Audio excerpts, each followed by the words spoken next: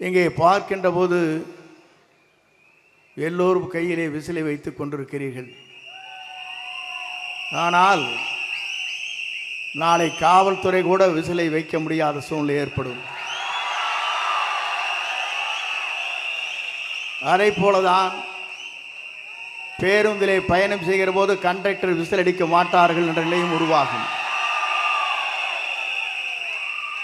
ஏன் இதை சொல்லுகிறேன் சொன்னால்,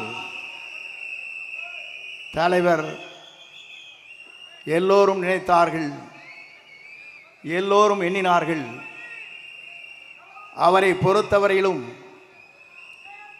திரைப்படத்திலே அவர் ஹீரோ அல்ல, தமிழ்நாட்டின் எதிர்காலத்தினுடைய ஹீரோ என்பதை நாட்டு மக்கள் ஏற்றுக்கொண்டிருக்கிறார்கள்.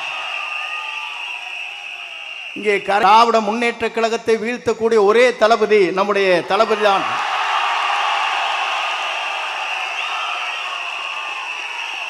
ஏன் இதை சொல்லுகிறேன் என்று சொன்னால், 10 கூட்டணி 8 கூட்டணி இதையெல்லாம் தூள் தூளாக்குற சக்தி யாரிடத்திலே இருக்கிறது என்று சொன்னால்,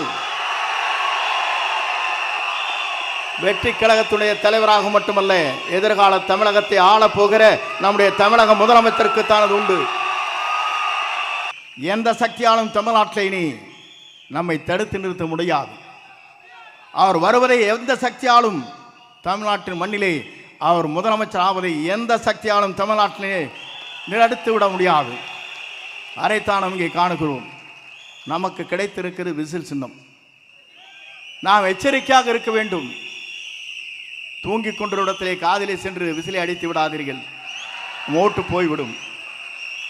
பஸ் ஸ்டாண்டிலே வயதிலே இருக்கின்ற தடுமாறி கொண்டிருக்கிற பெரியவர் இருக்கின்றத்திலே திடீர் என்று விசில் அடித்தால் அவர் தடுமாறி போய்விடுவார். ஆகவே நம்முடைய விசிலை பொறுத்தவரை எச்சரிக்கையாக இருக்க வேண்டும்.